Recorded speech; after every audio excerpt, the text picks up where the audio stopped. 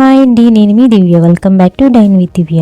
ఈరోజు వీడియోలో స్పెషల్ మరమరాల లడ్డూని ఎలా తయారు చేసుకోవాలో చేసి చూపించబోతున్నాను. దీన్నే బొరుగుల లడ్డు అని కూడా అంటారు. చాలా సింపుల్ అండి, అలాగే చాలా టేస్టీగా కూడా ఉంటుంది. పిల్లలు తినడానికి ఏమైనా అడిగినప్పుడు అప్పటికప్పుడు 10 నిమిషాల్లోనే ఈ మరమరాల లడ్డూని చేసేసుకోవచ్చు. చాలా ఇష్టంగా తింటారు. ఈ వీడియోలో చూపించే టిప్స్ని పాటిస్తే గనక పర్ఫెక్ట్ మరమరాల లడ్డు చేసేయచ్చు. సో ఇంకా లేట్ చేయకుండా ఈ మరమరాల లడ్డూని ఎలా తయారు చేసుకోవాలో చూసేద్దాం.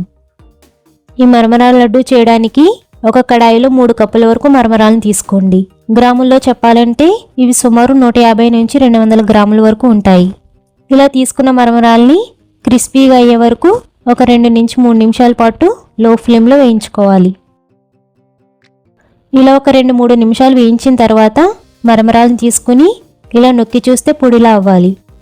ఇలా క్రిస్పీగా అయిన తర్వాత ఫ్లేమ్ ఆఫ్ చేసేసి ఒక బౌల్లోకి తీసేసుకుని పక్కన పెట్టేసేయండి.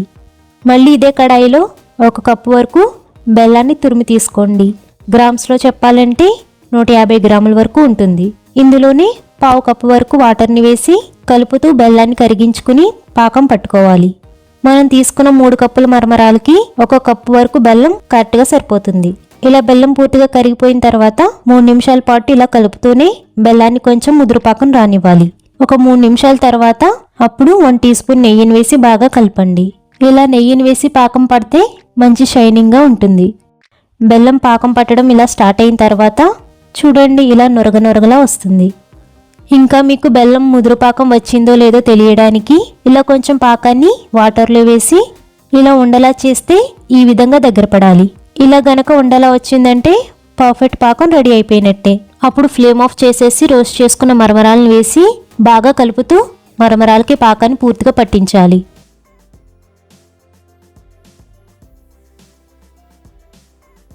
ఇలా అంతా బాగా కలిపిన తర్వాత చేతికి నెయ్యిని కానీ వాటర్ని కానీ అప్లై చేసుకుని వేడి మీదే ఈ మరమరాల ముద్దని కొంచెంగా తీసుకుంటూ లడ్డూలా చుట్టి తీసుకోవాలి.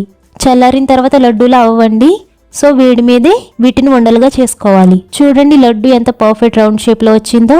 ఇదే విధంగా మరమరాల ముద్దని మొత్తం కొంచెంగా తీసుకుని మీకు కావాల్సిన సైజులో లడ్డూలా చుట్టి తీసుకోవడమే.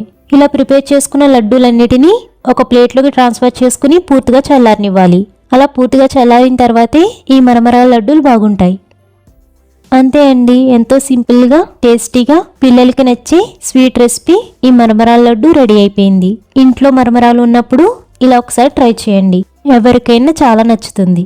పూర్తిగా చల్లారిన ఈ లడ్డూల్ని ఒక ఎయిర్ టైట్ కంటైనర్లో ఉంచి స్టోర్ చేసుకుంటే 15 రోజుల వరకు క్రిస్పీగా ఫ్రెష్గా ఉంటాయి. సో మరి ఈ మరమరాల లడ్డు రెసిపీ మీకు కూడా నచ్చితే ఒక లైక్ చేసి షేర్ చేయండి. అదేవిధంగా మీరు కూడా ట్రై చేసి మీకు ఎలా కుదిరిందో కింద కామెంట్లో షేర్ చేసుకోండి. మన ఛానల్ కొత్తగా చూస్తున్న వాళ్ళైతే సబ్స్క్రైబ్ చేసుకుని పక్కనే ఉన్న బెల్ ఐకాన్ని యాక్టివేట్ చేసుకోండి. Thank you for watching.